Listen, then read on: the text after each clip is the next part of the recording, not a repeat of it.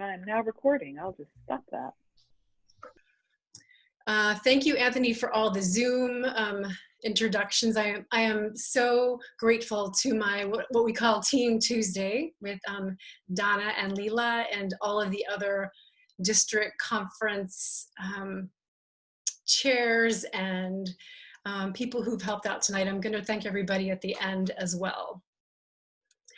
I also want to say I'm really honored that you're here because yay Zoom, yay virtual. And I also know that there's the Zoom fatigue is a real thing, you know, virtual screens is a real thing. So I'm really honored to have you here when so many of us are constantly, you know, looking in these screens.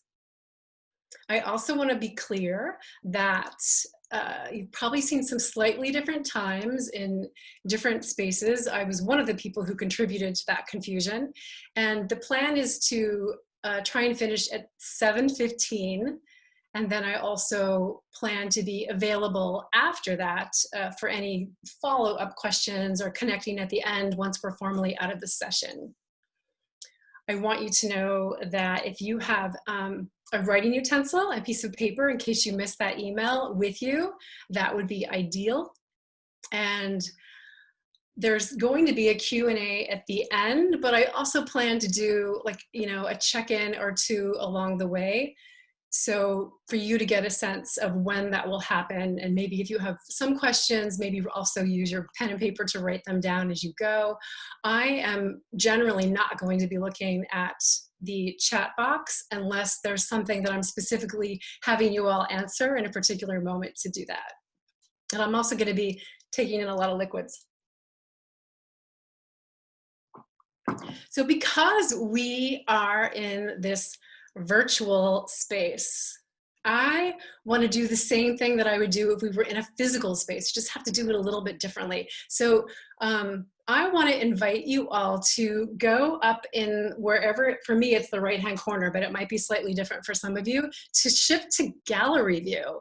And I want us, some of you have probably already done a little bit of this, but to look around the room and see who's here. So for some people it's swiping, hopefully you're scrolling on that right-hand arrow. Some people are going to know more people, some people are going to know fewer, but there are currently 102 of us, and I think I saw a quick chat about a dog also. So, and then, so I'm scrolling right now, and I'm taking you in as best as I can. So thank you. It's like, let's all like wave, like hello, feel each other out here. This strange virtual world, but we are here. I also, if you will indulge me, if you all, it will only work if your video's on, but if, I saw this little trick once. If you go like this, if everyone does this on their screen, we get to kind of like, actually, so your palms are out on the side, and we get to be just a little bit more like pseudo virtually physically connected as well, which is kind of fun. So, and I want to do one more little thing to kind of feel into who's here. So I'm going to put up a little poll. It's a really simple, quick, fun poll that is simply to find out where you're from. And you're going to see a few different answers. It's multiple choice. And if you could start by answering this poll. And I will give you just hopefully, no more than a minute. I can see all the answers coming in. We have Toastmasters in Massachusetts and Rhode Island, Toastmasters in other places, invited by me. I have some guests here, and through the grapevine if you just found yourself here through some other way. Let's see, so almost everybody, we have 94%. There's just a few more people who can't quite figure out what brought them here, which is totally fine. I think that's close enough. Maybe the others are struggling to find it. Okay, I ended the poll. We got most of you. And I think there's a clear presence here, but everyone's here. So here's the results, just so you see it. Certainly by far, Toastmasters from the state of Massachusetts, and then some from Rhode Island, and it's those two states that make up this district. and then a few from other Toastmasters, a few guests, and nobody just through the grapevine. Okay, thank you for indulging me in these ways that I feel like it's important to kind of get a sense of who's here and to have a sense of connection in this process. Because I gotta tell you, when I heard about this shifting from being in person to virtual, I was figuring out, you know, can I do this, especially with my topic about stillpoint presence, which for me, like the origins of that are based on being in a physical space with one another and what that experience is like from there. So, but I gotta tell you, one of the reasons that I ended up here was because I was like, is this translatable? Is this gonna transfer? What finally brought me here was Stephen Colbert. I don't know if anybody watches Late Night with, Late Night, when I get all those late night shows goofed up. I think it's Late Night with Stephen Colbert. Anyway, you know who I'm talking about. The one thing shifted to virtual in his world for his show. I watched him, you know, he was looking into his camera on his whatever device he was using for the process, and then he had his first guest, and he must have had another screen to look at that guest with.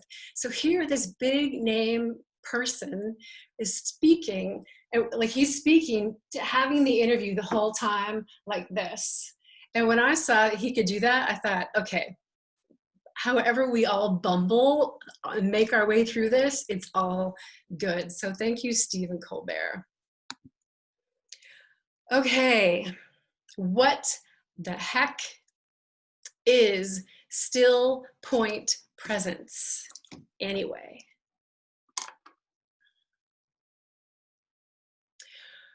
I'm going to start this off in a kind of interesting way. There's a bit of irony here. Probably for the last month, I swear, I've been wondering the same thing. And the reason I want to admit that to you, I mean, to be clear, it's like, I know what it is. I totally know what it is. But I am somebody who, you know, lives close to the bone, lives very much from my body. I have this very poetic lens on the world. And even though I identify in so many ways as a wordsmith, this is such like a visceral kind of experience that it's been feeling really challenging to take it outside of myself and give it some concise language. It was actually a really painful process. I knew I had to define it, and it took me a long time of kind of digging in for the words and the feeling of the words for me. With that, I also want to acknowledge that where we're going with this topic tonight, that I know that some of you here are going to easily relate to what I'm talking about, because you have a mover in you, you have that poet in you, you are very connected to your emotional self. And then other people, it might be more challenging in my experience to translate. People who might really see the world and approach it through a highly cognitive, highly academic, you know, lens themselves. And there are people out there who can really, like, you know, bridge the two of them and like bring all of it, which I have great envy for, because I definitely am heavy on the side of the embodied, the emotional bit, that poetic bit. And part of it is also a little bit of like right brain, left brain. So I'm going to do my best, and let's see what happens here. I'm going to, let's see, shift here into sharing my screen. I gotta say, just with so many people, it's so, like, can I tell you how strange it is to look at a little green dot and hear nothing back from you right now? Just wanna name that. Thank you for being here. Okay, we're shifting to sharing my screen and having a little slideshow. I want you to know that before I get into that definition, I know that some people are also visual learners, and that it's going to be easier. Well, visual learners, that's one reason I'm going to go in and out of slides this evening. And also, I want to give you a brief overview of where we're going, of the agenda, because I also know that some people, it's easier to be here in a process when you have some sense of where you're going. So I'm just doing it very, very briefly. Okay. So we're kind of in the still point presence, what it is and how it's valuable to you all. Oh, I just did something very strange to my screen. Okay, there we go. Then I'm going to speak more about my specific connection to it. I'm going to discuss those 3 components that will help you bring it center stage. We're going to have time for some Q&A, some questions and answers, and then review and wrap up. I want you to know that there are places in here where there's, you know, a few exercises. Again, I'm going to sort of like check in with you. Maybe I'm going to ask you a question and you'll all write, you know, some answers in the chat box. But this is the simplified sort of Zen version of it. Okay, I'm going to take a little sip again. Here we are. What is still point presence? I get this to work. There we go. Oh, you know what? I forgot. Forgive me. I want to actually have a moment. There's one of these moments I wanted to sprinkle in. Oh, I would love for you all to take just a moment, and I'm going to invite you to close your eyes. Maybe before you do that, you use this image as a bit of inspiration. And for just a moment, take a breath. And I want you to think for yourself about what still point presence might mean for you. Can you hear anything? Can you see anything? Is there movement or stillness? Are you alone?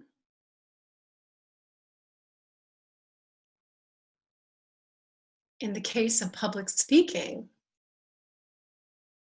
is it in the room? Is it within yourself? Is it within your audience members? And briefly, I would love for you to take a breath again and open your eyes, and to just like write in the chat if there's something there for you. I think I have to pull out of this mode so I can see the chat. Oh no, the chat is here. So if you want to just start writing in chat, in the chat box, some of the, you know, just briefly, this isn't, we can't do like paragraph form, but like some of what you see, maybe a word or two of what is there for you. And I'm just going to start reading them. Calm, peace of mind, centered, connection, relaxing, friends, quiet, absolute quiet, means I breathe, being grounded, inner stillness that encompasses the group, breathing, silence and rapt attention, peace and grounded, calm. The beach, there's a visual there. Singular focus on the moment. Stillness, presence moment. Silent and heavy and still in the moment, mindfulness. Point of stillness within from where my power comes. Calm, quiet, confident, stopped, pause, daydream, nature. Oh my God, there's a lot of these. Thank you so much for all of these. No one judging. Sensitivity level high, empty seats. There's that ocean again. Bird singing, tranquility. Wow, thank you so much for all of those. I know I didn't quite read all of them, but I read the majority of them. It was a lot there. Okay, here is my definition. An enlivening and heightened sensory experience held in a space of stillness. An enlivening and heightened sensory experience held in a space of stillness.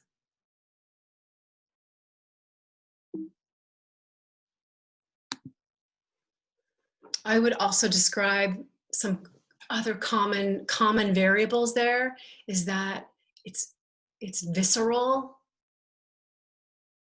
it's emotional.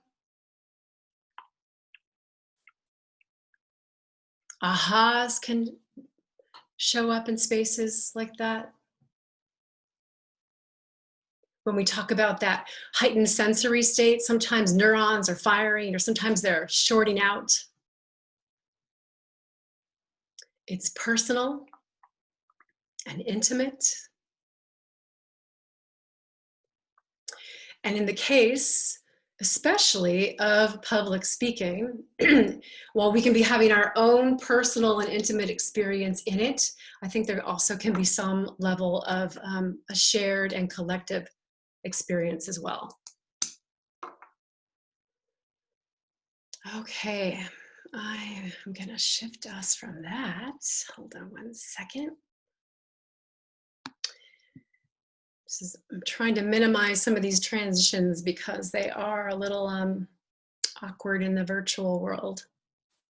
Okay.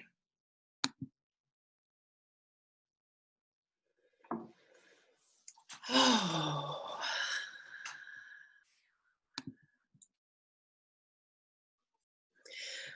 I want to spend a few moments. Like I want you to, I wanted for those who need to visually see some of that language, I wanted to offer that to you. But I want to speak to it much more here with you all.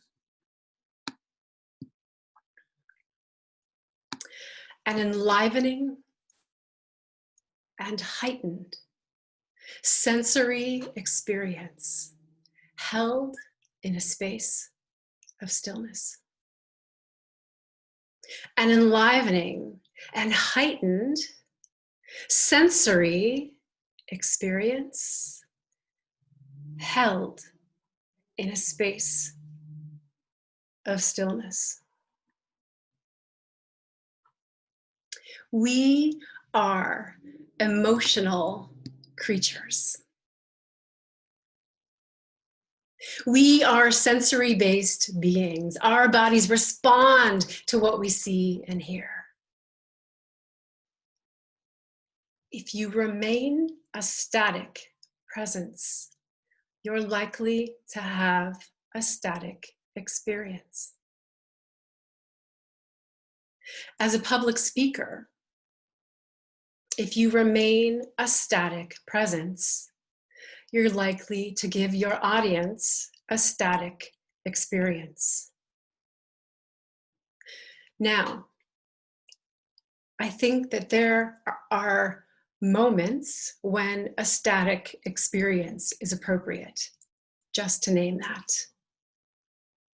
But that heightened, enlivened sensory experience is something that you can absolutely generate as a public speaker, because this is the context. I'm mostly going to talk about this tonight. It makes sense, right? You can generate that experience for your audience, in service to your audience, by creating movement and emotion and energy. So what happens is you create the movement and then you hold the space. For example, maybe you take something, you stir it up, and then you hold the space. I want to pause to talk about, a lot of times people think what I'm talking about is being perhaps a pause. Because I want to relate this to the holding I'm talking about, and to stillpoint presence. A pause can be me, like, for example, it's a pause. It could be looking at some notes real quickly. It could be scanning the room. There's plenty of moments to have a pause. But what I'm talking about is the experience where you create, as the speaker, you create emotion, you generate emotion and motion, movement, energy, and then the way to further be of service to your audience is to hold that movement, that energy that you just created. I would actually put forth that it's your responsibility to, as a speaker. Because if there's all this movement, this excitement, or maybe it's big and maybe it's something just little dropped in. But your audience is having an experience where in their being, their mind might be going, you might touch some tender place, some vulnerable place, something that triggers a memory. People might be connecting dots, so it's giving them the time for what you generate to settle, to land, giving people a chance to just feel, to be, to reorient. So there's the movement, whatever that movement is, and then holding.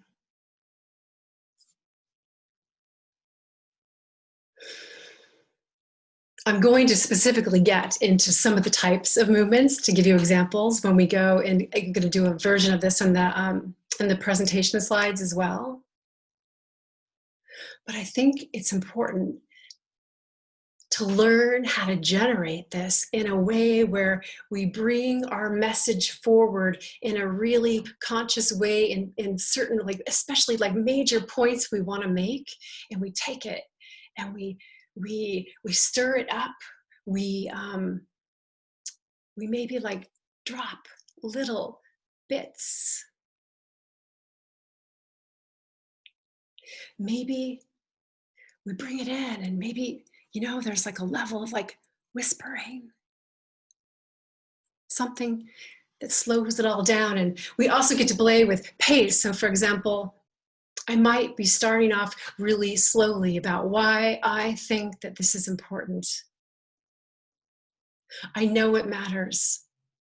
I know that your voice matters. But what I know is when you really put this into practice, it makes all the difference in your audience's experience of ways that you actually penetrate their being and have impact and touch them in a way where your message gets to actually be received and then held.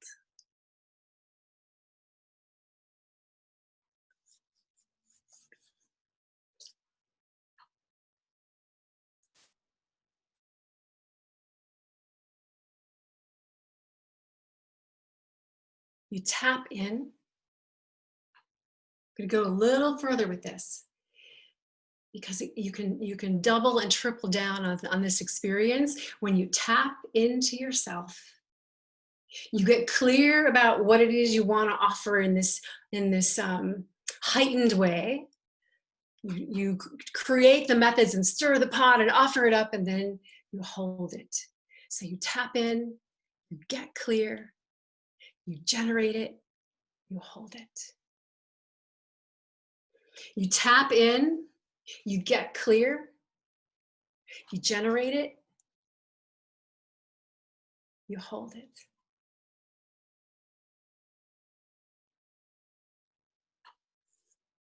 I'm talking about having embodied impact with your audience. I want to speak briefly to why this is so important to me.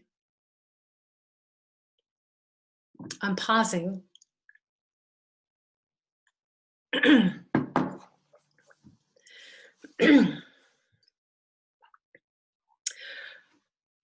I know that some of you are going to relate to this.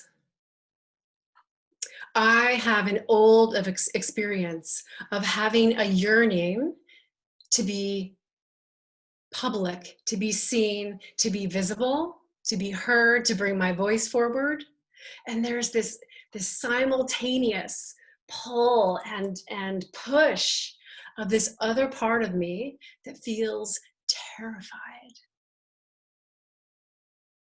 So it's the experience of, like, on some level, look at me because there's something that I have to say. And then the immediate experience of, like, why are you all looking at me? It still happens to me today. I want you to see me. Why are you looking at me? It stirs up so much terror, so much vulnerability, so much anxiety, right? Like sweaty armpits and you know, heart really fast and an amped up adrenal system, trying to find your words. And so what I've found is that also, as being somebody who's an embodied person, so being somebody who approaches things through a poetic lens, that you know, that kind of like that anxiety and that fear and that terror, it's really just energy in my body. And I found that when I go through this process of first tapping into myself, seeing what's going on for me, feeling into my body, being embodied, being clear about what it is that matters most to me, what I want to say, and then bringing that forward and doing the holding, there's a way that it's a way to transform all of that energy to make a difference as a speaker. For a lot of people, I think that sometimes it's like, how do I push it down? How do I make it go away? I'm not talking about doing that. I'm talking about working with it. I'm talking about using that energy and bringing it, you know, kind of little jiu-jitsu, and bringing it forward in a different flavor to your audience. I believe in it for me. I know it happens. It's true. I experience it. I believe it's possible for you. And I don't nail the destination. I don't nail the fantasy, but I'm really clear and passionate about the vision and the direction. And I want you aboard on this journey with me. So we're going to shift in just a moment to the slides again, because I want to go back and forth. I want to connect with you here, but I also know, again, that kind of visual piece of seeing things and seeing words is really helpful for a lot of people. Let me just ask you real quickly. So tell me, well, don't tell me, because tell me with your hands. Tell me with your hands, because right now you're muted and that's how you can tell me. So like having this kind of ability to like bring this with you, to be a little bit, do a little jujitsu maestro person who sources something in your body, gets passionate, gets excited, and brings that forward in a really real way and connects with your audience. Does that give you any sense of excitement and possibility? Do a little bit of this, or yeah, thumbs up. I'm gonna do a little scroll. Okay, this is nice. Nice to see. Yeah. We want to have impact, right? We want to have impact with our audience. I mean, that's what we're there for. And we also want to be heard. Oh, right. I'm going to shift to slides again where you're going to see some of this again in language that will hopefully be helpful to kind of bring it to you a little bit more fully. Okay. So we're back at what is Stillpoint presence, an enlivening and heightened sensory experience held in a space of stillness. Oops, forgive me there. Okay, component number 1. 3 components, right? This is component number 1. I didn't go, you know, in some ways in through this door when I was talking about it before with you, you know, with outside of the slides. Oh, but man, you know, this is ground zero right here. This is ground zero. These components, by the way, they all work independently to get you to generate this experience of Stillpoint presence for your audience and to have that kind of impact. But there is a way that they work together in a way where the sum of its parts, you know, the 1 + 1 + 1 is more than 3.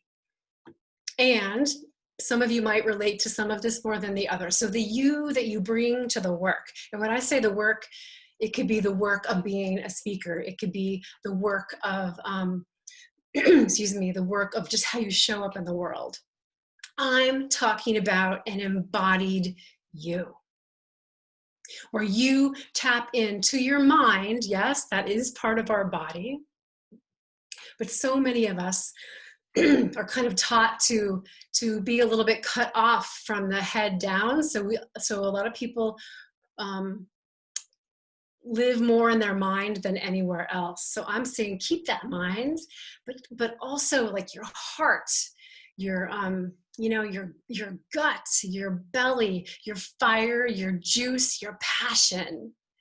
And connected to those as it relates to how you show up, you then can tap more fully into your vulnerability, your power, and your presence.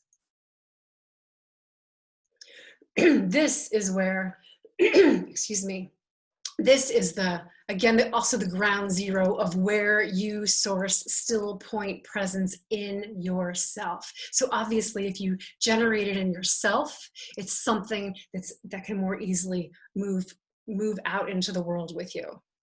Component number 2, the clarity you bring to your message. The clarity or the focus that you bring to your message. You know, and I'm a little, part of me doesn't want to use the word message because sometimes when we think of message, we think vision and purpose and these sort of lofty things that sometimes feel so grand that it's kind of hard to wrap ourselves around them. I'm talking about,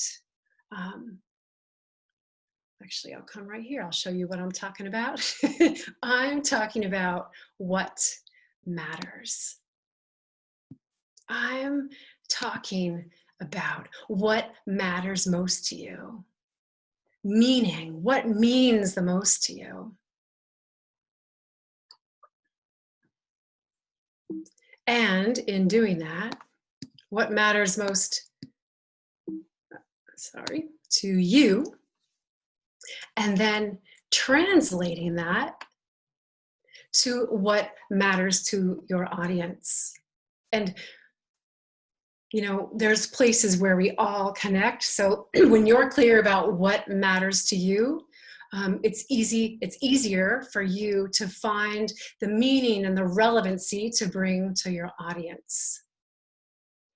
You'll see at the bottom here, I think of this as the place where you're unshakable, even when you're shaking.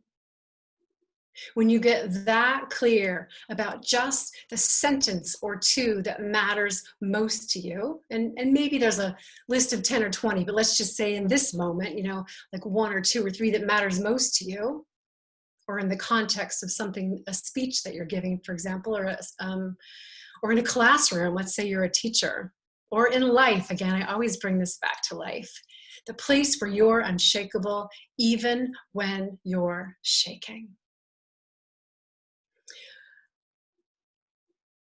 I want to pause briefly here.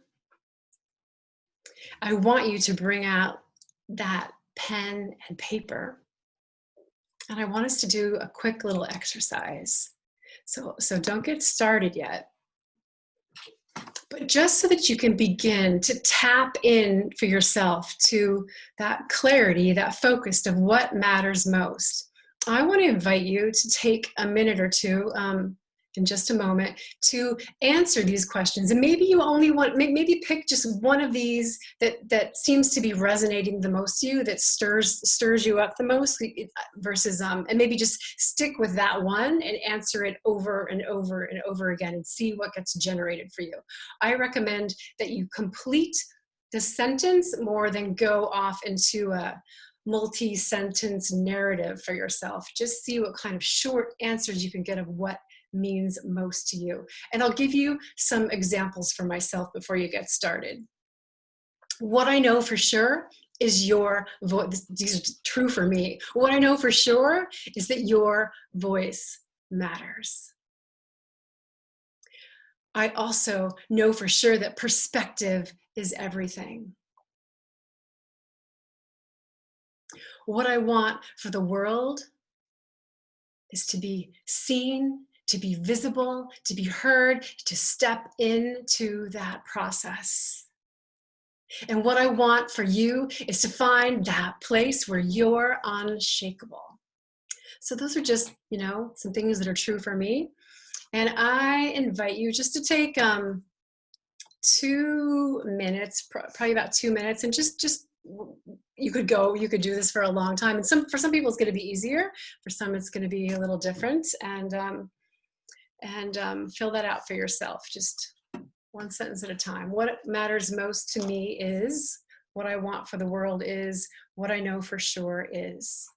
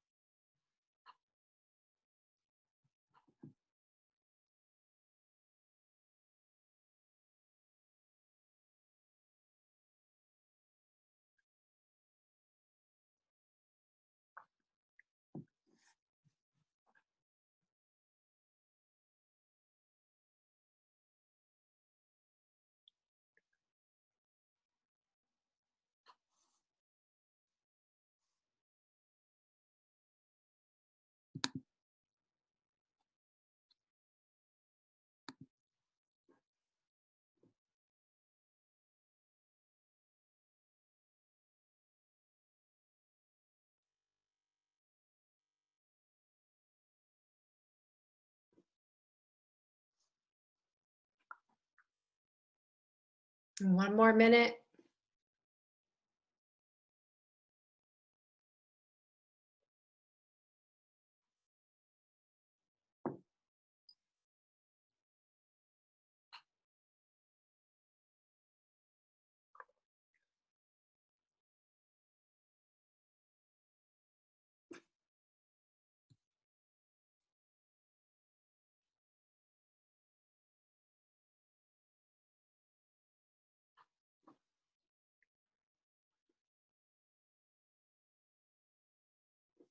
Another 30 seconds.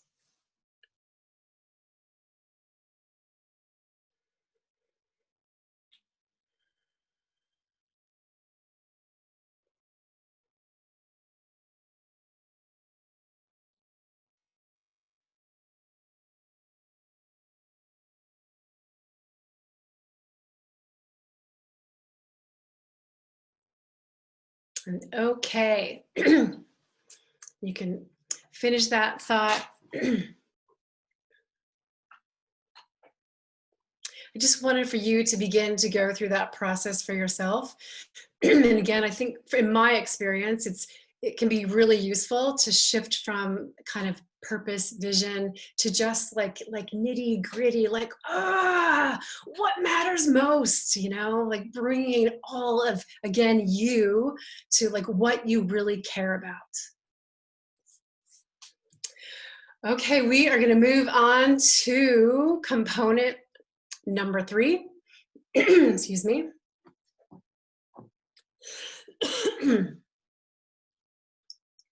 Which is, oh, a little frog in my throat. The maestro that you bring to the moment. This is the part where you're doing the movement, you're working with your tools, with your instruments. And for some people, maybe it's a planting seed. So maybe they're the gardeners. We have, you know, the musicians and the gardeners, and we have the dancers. And it's just, you know, all these sort of metaphors or analogies of the ways that you can bring the different flavors to the moment. So again, excuse me, the movement piece that you bring, I would mute myself, but I can't seem to mute myself while I'm sharing. Oh, this I can. Hold on one second.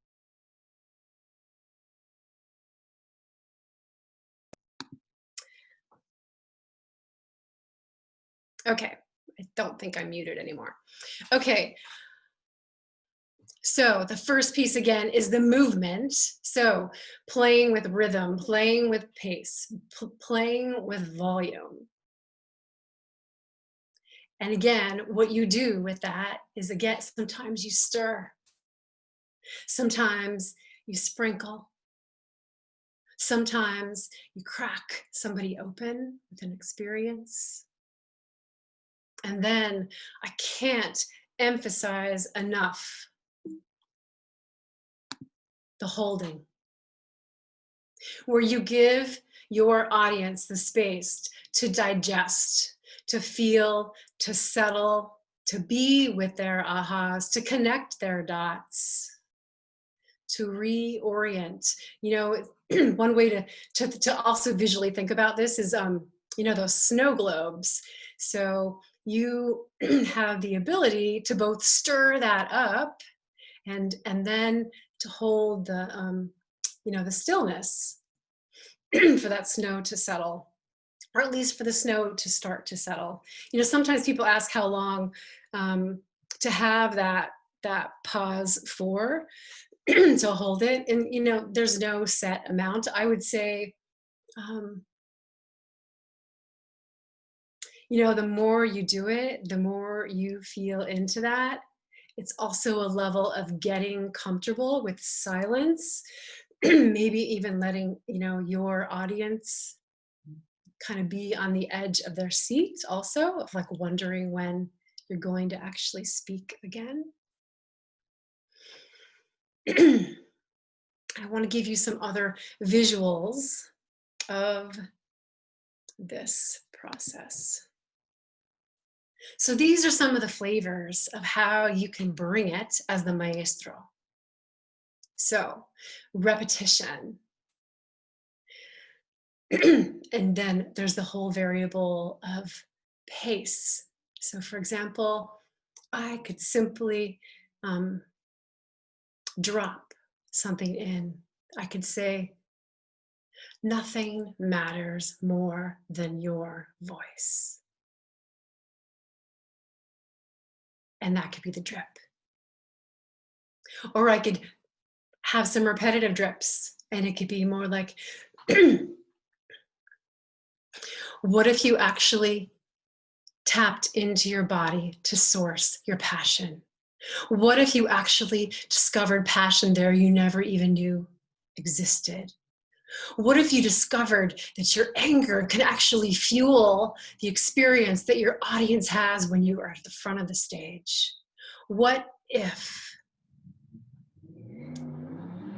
Another way to do it is to bring that sort of element in where, and this is where I often think of poets, especially people who are, you know, do poetry slams, where they can bring it with what they want to say, with really like concentrated, delicious language that happens so, it's so fast that it's overwhelming. You can't take all the specifics in, but at the end, there's some kind of like feeling of, whoa, what just happened? And then very different, an intimate little whisper, which is going to be slower, a little quieter, totally different pace. And then of course they're shifting these all up.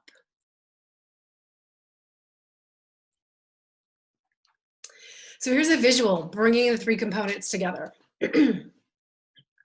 Component number one is on the bottom because again, it is the base foundational piece of an embodied you. Moving that forward up into the clarity or the focus of your message and what matters most to you.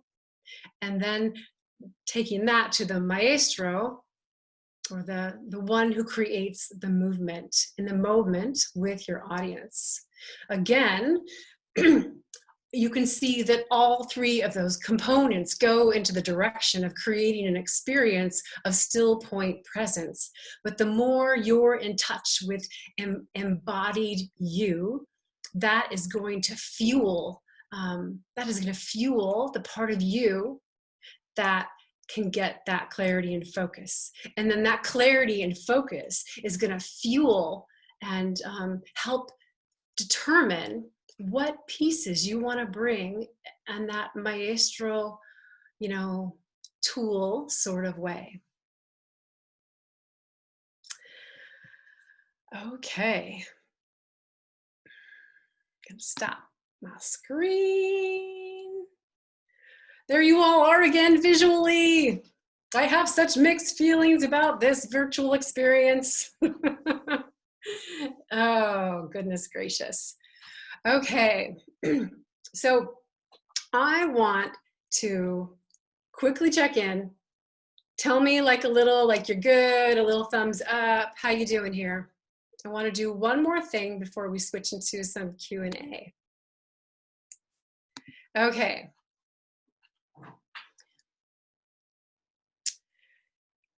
Let me make a quick decision about how to do this. Not that I haven't thought about it, just sort of making a little decision in the moment with it. I want all of us, first of all, to take just a minute where I'm hoping, frankly, that you're going to have your video on, because it's just a little bit of a way that you can be seen and take that risk in this virtual real but strange bubble that we're in, where I want to invite you to take a breath, maybe read the section of when you were doing the journaling. Maybe there's one of those sentence completions that feels like it has the most juice for you. And I want to invite you, and here's the thing, everybody is muted but me. I want to invite you to either use those words, or for a lot of people, sometimes it's easier just to skip the words for the moment, you know, in the ways that we learn to like tap our head and rub our bellies. That can be hard to put it all together at first. So what I mostly want you to get out of this is the experience of being the maestro. So if it helps you not to use words because you get to sink more into the maestro, which I think might be the case for most of you, just be a silent maestro. So I want you to imagine, like taking a breath. And I want to see you using your hands, because that's going to be part of how this is going to sink into your body, because like what maestro does not use their hands, right? So I don't know if maestros in a symphony or an orchestra start with their little thing by going down, but I want to invite you to go down because you're remembering to go into your body, thinking about the juice and the fire and the passion that's there. And I want you to like bring it in a rush, bring it all in a rush, bring it in a rush. I don't see you bringing it. I want to see you bringing it. Bring it in a rush to your audience and then hold it. Let's try it again. Go down in. Bring it from your depths. You bring it forward. You like bring it. It's all like it's the surge. It's the surge. It's the wave. It's the wave. It's the wave. Hold it. This time, I want you to take, maybe there's a tender piece of that message of yours. And I want you to go down, bring it up, through your heart and just drop it and hold it. Again, going down into your body where this most is alive for you and bringing it up. And you just drop it and hold it. This time we're going to take it. We're going to do a little repetition. So you're going to go down into your body, source the juice, source the fire, source the passion. And you're just going to like, there it is. There it is. You're going to say it again. You're going to say it again. You're going to say it again. You're going to say it again. You're going to say it again. Hold. And for the record, when I'm saying say it again, a lot of times sometimes it's saying part of what you say again with a different ending each time. And another sip. I want to know if there are any bold ones out there who are willing to have the spotlight on you and be unmuted, or if you're not going to say anything, it won't make a difference, but to either to do just the motions, or maybe you bring that message forward and you're just dabbling, you're just playing, and it's just an experiment, and we are all Stephen Colbert. So what I want you to do is, if you are up for a risk and give us all the gift of bringing a piece of your message forward in a way where you go into yourself and you bring it forward in some way, and then you hold us. I want to see if there's anybody who will raise their hand in the participant box. I actually see a physical hand. Donna and Leela, if you can spotlight Vera, I think we have a volunteer, our first volunteer. Okay, so before you go, let's all just like do a big like yay for taking a risk. Okay, I love it, thank you. Oh, can you unmute him first?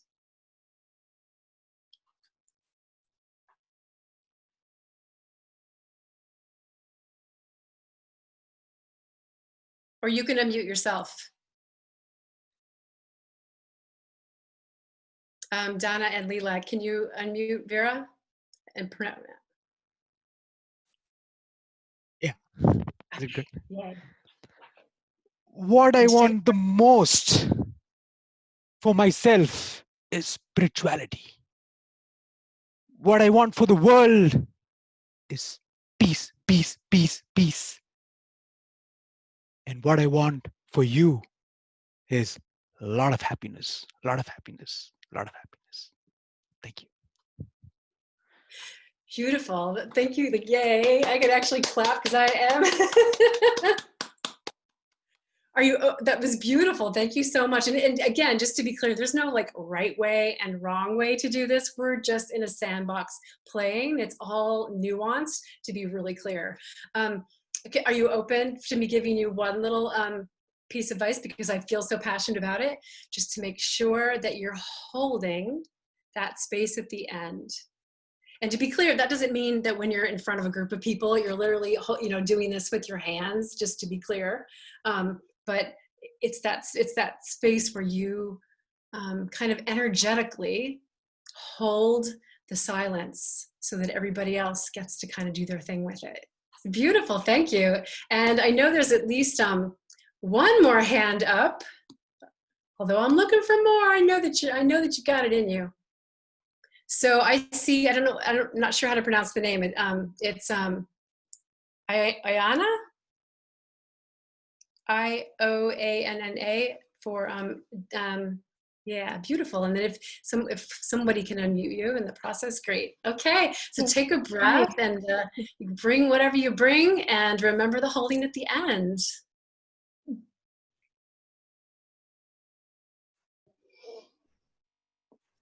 You are here to remember who you are on a soul level and have the best possible human and divine experience at the same time.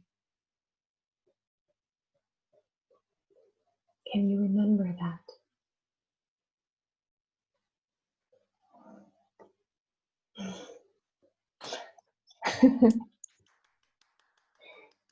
Beautiful. Everyone give their little yay. Thank you so much for taking the risk. I love it. Thank you. Is there anybody else? Last I looked, I didn't see any hands up. I know it's a big risk. I understand why you wouldn't want to do it, frankly, right? And yay if you do. So going. Okay. All right. Thank you for playing with that a little bit. Again, I want to emphasize, whoops, I see Arnie's spot. There, I think we're coming back to me, are we? Oh, you know what? I do see one more hand raised. So so if you can go back to Arnie. Arnie, well, actually, Arnie, you're already spot lit. You're the big image in our screen. If you could unmute yourself, or if somebody could unmute him. I can't unmute myself. Oh, I'm free. You've been unmuted. We hear you now. Thank you. And if there's a way, I can see visually that, yeah, I was just going to say, if you can look at us, if wherever your lens is at, you're going to have more impact. I promise you. Beautiful. As I struggle thinking about the people in our country right now feeling unsafe, unhealthy, potentially hungry, what I strive for the world to have right now is safety, health, and the economic resources to continue to live a base life, a level life, to get through this current situation.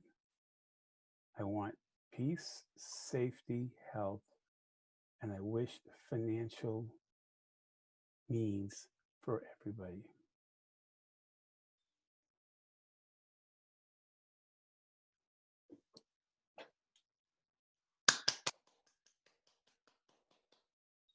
Thank you, Arnie. Thank you for taking the risk. Thank you for putting your heart and passion out here for us. Thank you to all who, thank you to everyone who said yes. And thank you to everyone who's like, because man, do I know resistance. Do I ever know resistance to like being in the spotlight? All right, time. I want to, I want to go to 7:30. There's probably people who can't go till 7:30. So let's do a quick 5 minutes of Q&A. And again, there can be more questions once we've officially closed the session for anybody who can stay longer, and I hope that some will. So right now, if anybody wants to raise their hand, well, let's see, let me think about this. If you can ask, you know what? Yeah, if you can want to ask the question in the chat box, that might make it all go just a little quicker. So if there's a specific question that you want to ask to see if I can answer, I'm happy to try and do that.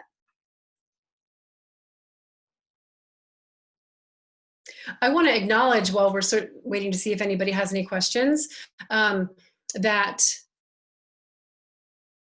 you know, if somebody, like, let's just say you're somebody that has some type of presentation that you need to give, and it's kind of on the drier side, the headier side, you know, it doesn't mean, obviously, I would say this type of thing is a little bit more geared to inspired, motivational, you know, type of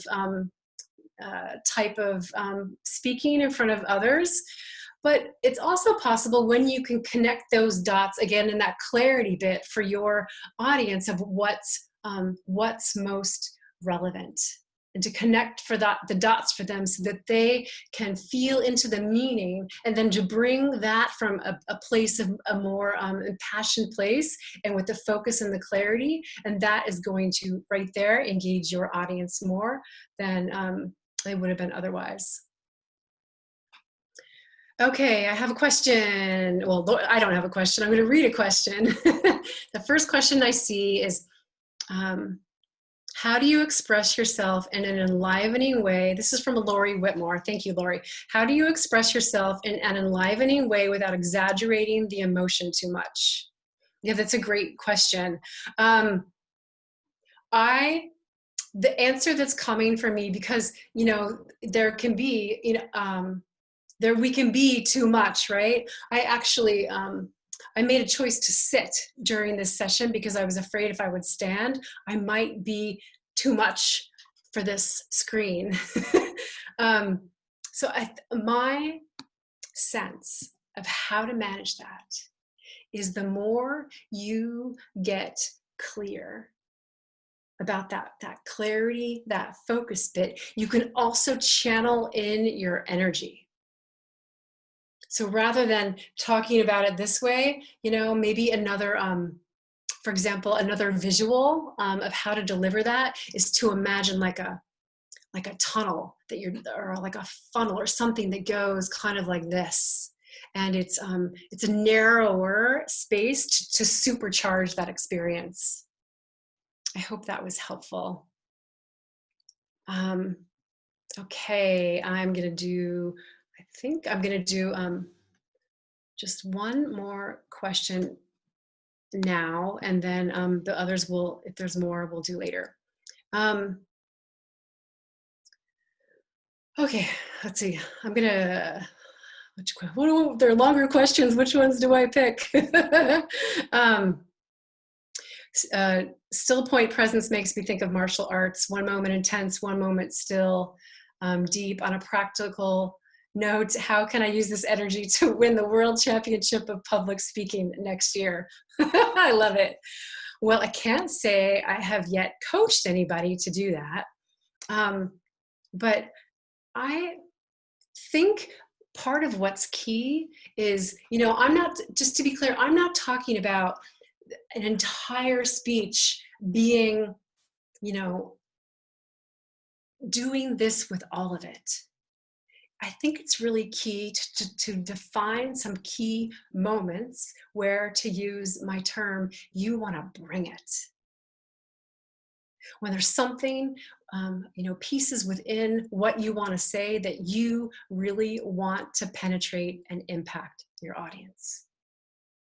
So to choose those, and then to choose which sort of type of energy, you know, which type of tool might be the most impactful in that moment, and to vary it so it's not always the same one. So that's what comes to mind for me.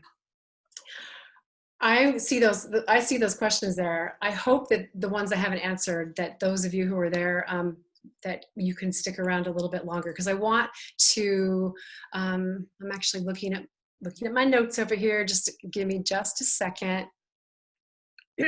Yeah. So I just want to bring it back to a quick review to name again what Stillpoint presence is. and enlivening, right? And heightened sensory experience held in a space of stillness. You bring that juice, that fire, that passion from way down in the depths of yourself. This is the ideal version, of course. You channel that and to get that energy for what really matters to you. You transfer that into what's relevant and meaningful to your audience, and then you bring it as the maestro, as the gardener, and you try these different skills and you wing them together, not wing, weave them together, where you bring that energy, you create that movement, that enlivenment, and then you hold it as a responsibility and a gift to your audience, and also as a result, you have more impact as a speaker.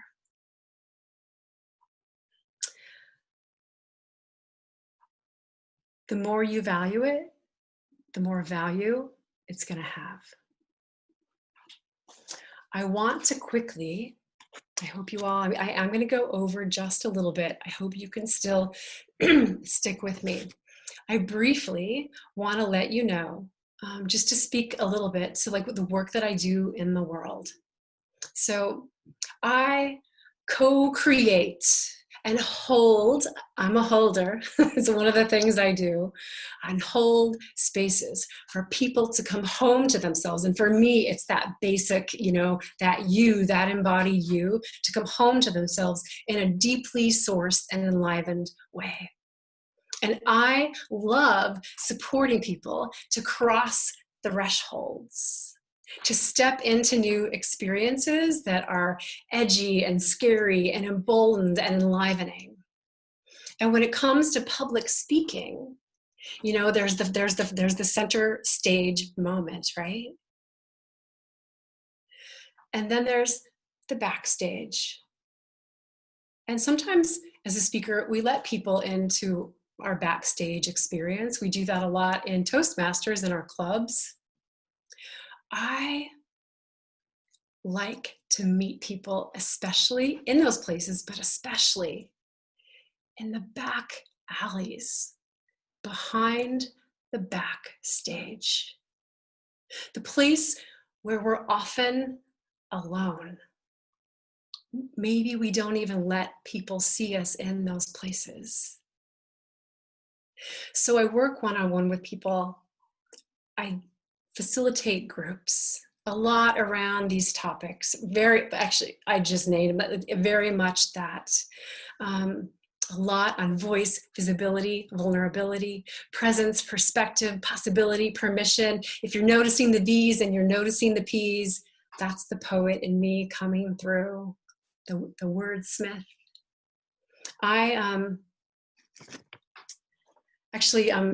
Donna or Leela are going to post in the chat box a link to a Google, a Google form. If you're interested in being on my email list and knowing more about some of the work that I do. Some of you received an email from me before this session, but it wasn't like an opt-in, you're on my email list type of thing. It was something that was generated specifically for this session. So if you would like to stay connected, if you'd like to talk more, if you'd like to learn more, if you'd like to be invited into some of the spaces that I create, please click on that link and fill that out and send it to me. And I also have a place on there for any further thoughts that you have about this session. With that, I would love if you all in the chat box would leave simply one takeaway, like one thing you're taking away from this session. I'd love to get that feedback. I'd love to see those. So just one little nugget, one little gem. And I want to thank a few people as you're writing in those little takeaway nuggets. I want to thank a lot of people, actually. I'd like to first have Donna and Leela spotlight themselves real quickly, because I want to make sure you see the tech support that I have tonight. And speaking of holders, in a different sort of way, this is Leela. Thank you, Leela, for showing up in this way in service to this district and to me personally in this session. And then Donna, drum roll. Yay, Donna, thank you so much. I also want to thank Michelle, who's the education chair. I wanted to thank Philip, who of all places I ran into Philip, a male Philip at the women's, what's it called? The Boston Women's Conference, back when we used to have big conferences in person. I loved it. And I also want to thank my beloved friend, Maria Eunice, who's on this call as well, also happens to be the president of my fun club in Framingham, Natick, and for helping me so much always, but especially with the PowerPoint presentation of this, because that is outside my current skill set. So I want to thank all of you so much. Also the trio, all the work, there's so much work being done on behalf of our district, and absolutely the way that I felt held through this session. So thank you. And I'm going to, let's see, we still have most of this here. Let's see, where does this start? Oh my gosh, there's so much in the chat that, okay, let's see. Oh my gosh, how do I even do this? I might just have, no, I want to read a few of these off real quickly. Let's see, it would be, also, if they haven't done it yet, again, Donna and Leela, if one of you could post that link again, because there's so much in the chat box right now. So I think these are where they start. To clarify and hold, these are the takeaways. Channeling energy with awareness and appreciation for the pause. Energy, be positive and fearless. How important it is to hold still. Yes, bring the intensity.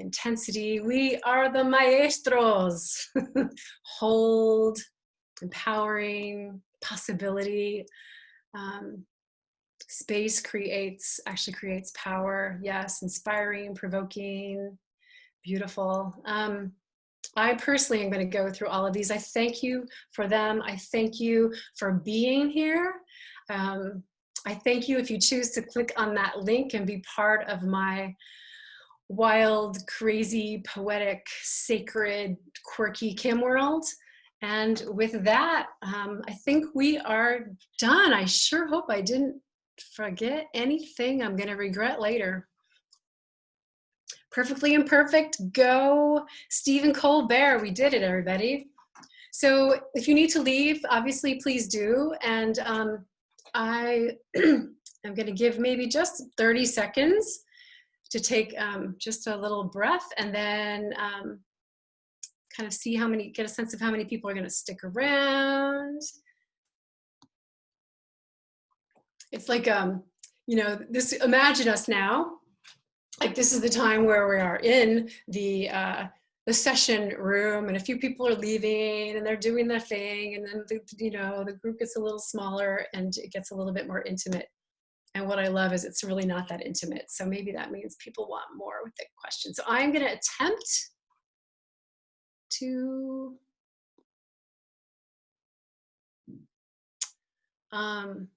go to some questions. I wonder how I'm going to get out of participant mode so my chat box gets bigger. That's helpful. Okay, thanks for your patience. There's so much in here.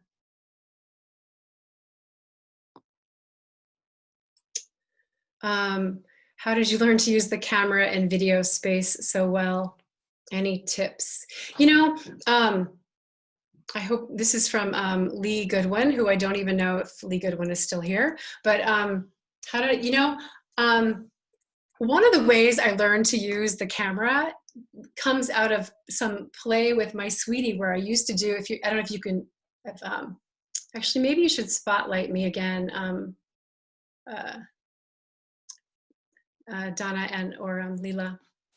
So to literally, if you follow your finger, you know, to that lens, You know, like, I mean, this, in this case, this is our stage, right? I love using the stage, and like, you know, here's the stage. So really the only ways we get to work with it are like trying to make the connection with an audience through the lens. And then, you know, you can't go too big because then you're off the stage. So sometimes I think it's also interesting to play with going in, because that's one of the variables that we have. And then beyond that, it's really mostly just how you bring you to this teeny little space. I hope that's helpful. Great question. Rudy King, who it looks like isn't here. My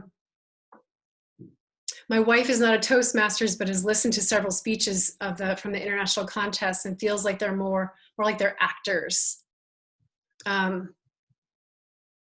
I believe that putting that that part where you go into yourself and you source what's real and true and important and meaningful and what matters, if you can tap that and bring that, you're not acting. You know, I used, in doing some performance of poetry, I get that's often how they're held, as being a performance. But for me, it's getting deeply aligned. So all I'm doing is tapping into the truth of what I'm saying. I can't hold that all the time. I practice it. I just practice it. Angela, I think you're talking about shortening the link, but hopefully you've got the link by now. Okay, now I see a lot of the nuggets. I'm going to see if there's more questions. We still have 48 of you here, including me. Okay, now I'm going to go down. Maybe there's more questions at the bottom. There aren't any questions. So at this point, raise your, oh, I do see, so Philip, do you have a question? Is that what that means? Because I see your hand raised in the participant box. And if you do, just unmute yourself. Maybe.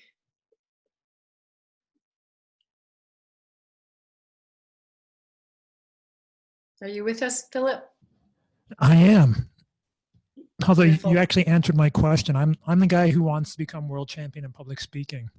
So I want to use that. Me too, by the way. And I see Got someone it. in the chat talked about Bruce Lee.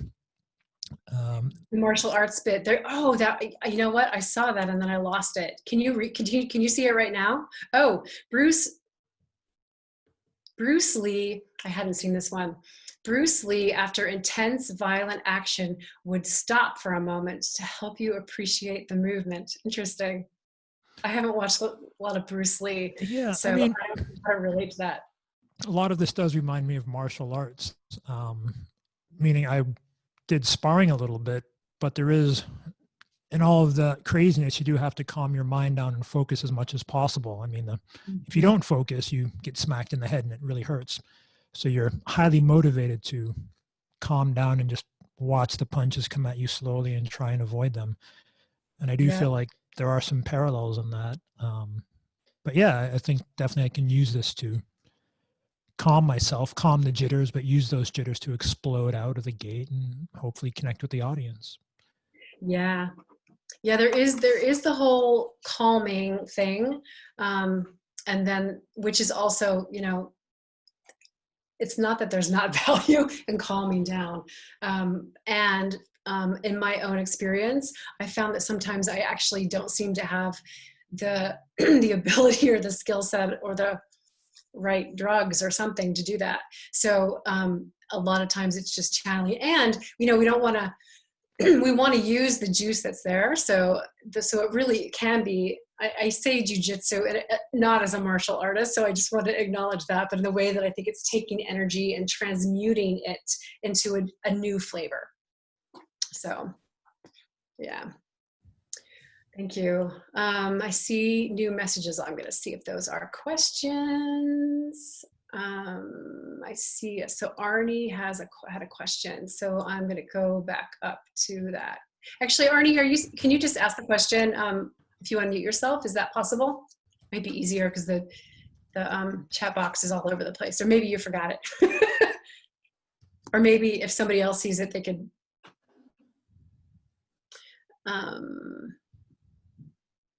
Okay, here I am. So Thank I you. don't remember all the words, but you had the first of the three, I'll call them pillars, had the words vulnerability, heart, a third word I forget. No, vulnerability, power, the third word I forget, heart, fire, and the third word I forget. Yeah, let's just. It seemed like the heart, the vulnerability and the heart were tied to each other. The power and the fire were tied to each other. And the two third words, which I don't remember what they were tied to each other. Was that done intentionally? Oh, yes, yes. And on some level, it's kind of all good stuff. So yeah, what was actually written there is heart, fire, and juice. Ah. I would say you could also absolutely add breath, you know, and then so that's sort of some of the things that you tap within yourself. I also think of like your, you know, sometimes I would say what falls into that is like your bones. Like there's a way that I like to think of going bone deep with things. So what was the third word after the vulnerability? Yep, and then that I think helps. Empower and something. Tapping those things within ourself helps us bring out our vulnerability, our power, and our presence. Got it. Thank you. Yeah, thanks for asking.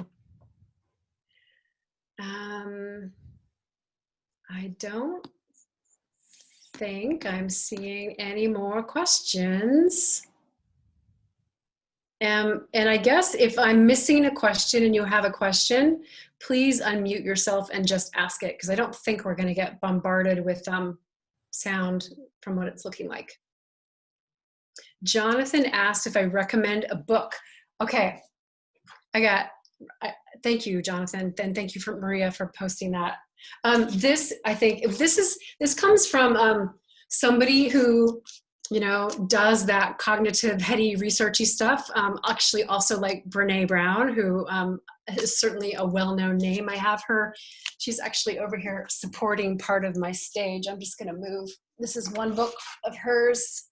You know, she does so much around vulnerability and shame, and some of those I would say kind of dark alley experiences I was talking about, those places within ourselves. So Brené Brown.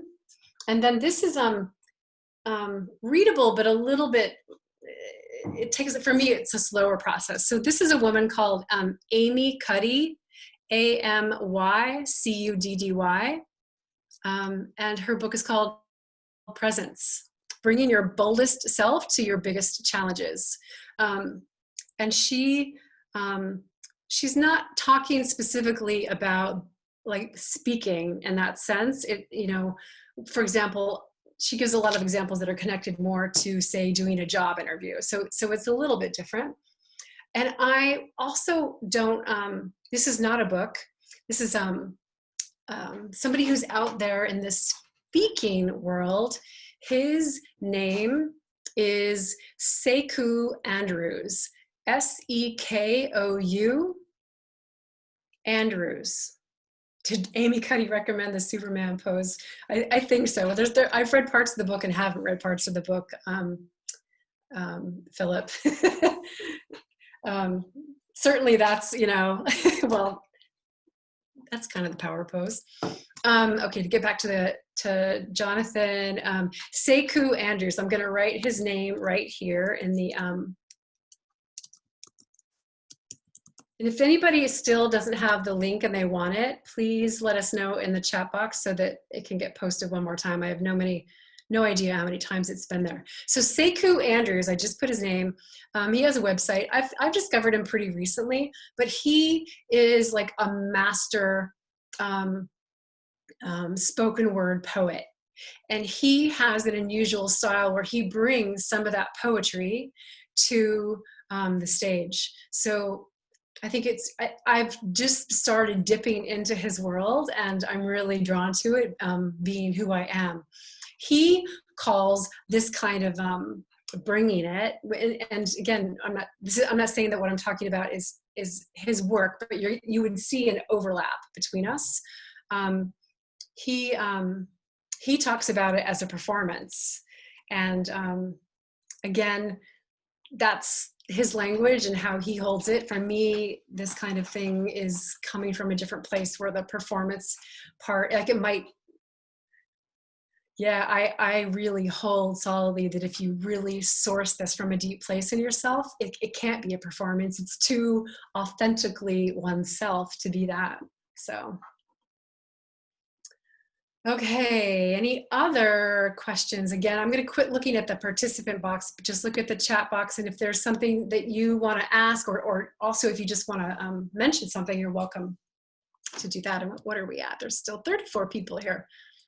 Yay. And maybe we're done. Because at some point we get done and we get off these screens, right?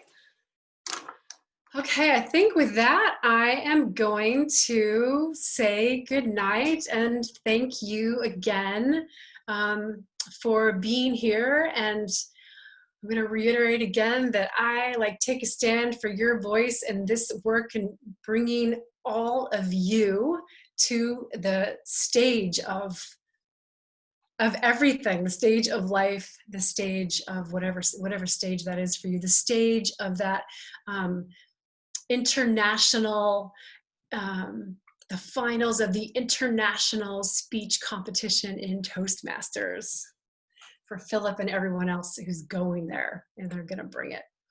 All right, thank you. I am gonna save this chat and move on.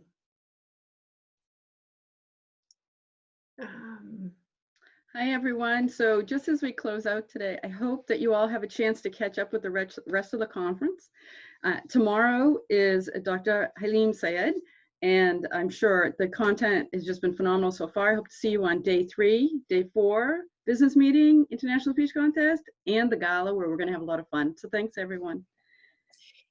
Before we, thank you, Christine. I think that was your voice. Before we end this, I want to save the chat, and for some reason, I can't.